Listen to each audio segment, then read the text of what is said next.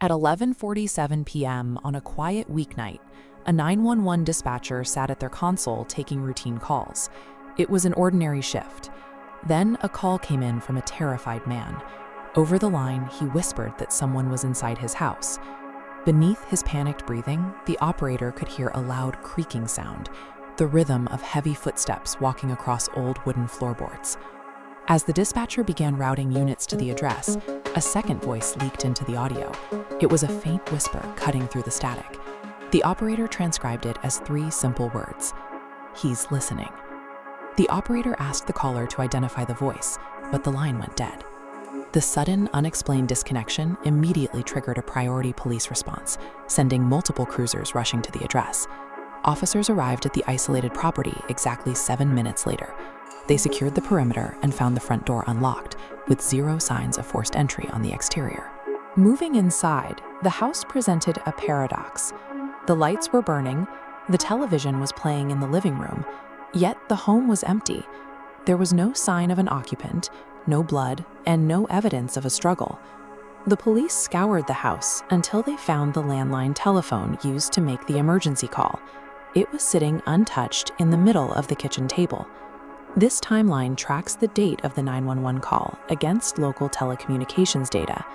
The utility records show that this specific physical device had been disconnected from the service grid 24 months before the night of the incident. The investigators were standing in a crime scene lacking a victim, a suspect, and a functioning method of communication. Because a dead phone cannot dial 911, the case shifted from a missing person search to the investigation of an anomalous technological event.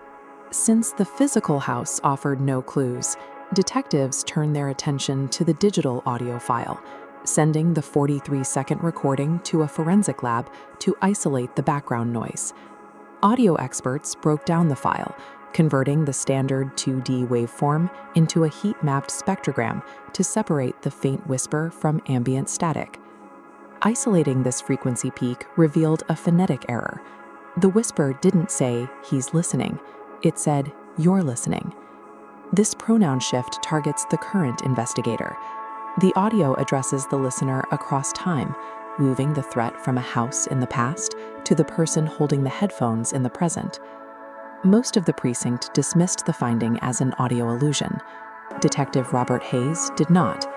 He took the enhanced audio file home and began a relentless pattern of listening to the recording on a loop every single night. The recording behaves as an active entity. By addressing the listener directly, it waits for human attention to bridge the gap into the physical world. Hayes began documenting disturbances in his home that mirrored his growing fixation on the tape. He recorded his television triggering in the middle of the night and captured footage of his front door, where the heavy metal deadbolt slowly turns and disengages while he sits alone in the dark. Late one evening in his precinct office, Hayes isolated a new layer of the recording. Hidden beneath the main vocal track was a rhythmic, sub-audible tapping. This visual map takes those sub-audible acoustic spikes and structures them. The rhythmic tapping translates into a sequential string of Morse code dots and dashes. When decoded into plain English, the message directed specifically at Hayes reads, "Behind you, do not turn." The office security camera captured exactly what happened next. Hayes is seen freezing in place at his desk. A moment later, the video feed suffers a 6-second digital failure, reducing the image to static. When the feed restored 6 seconds later, Hayes' chair was empty. Officers breached the room moments later. The office was vacant, yet the heavy door remained deadbolted from the inside. Hayes was never seen again. The audio recording demonstrated the capability to bypass heavy physical security measures, pulling a person out of a locked system without leaving a trace. Years after Hayes vanished, a review of the case uncovered a structural discrepancy between the audio file released to the public and the classified internal documents tied to the original 911 dispatch. This timeline bar represents the 43-second file the public knows. But when we zoom out to view the raw digital metadata from that night, we uncover a massive redacted block of data. The original master recording lasted over 11 minutes. Those 10 missing minutes were scrubbed from every official copy because they act as an info hazard, a piece of information that is dangerous simply to perceive. The government's internal findings noted a 100% correlation between listening to the unredacted section of the tape and the listener disappearing within a matter of days.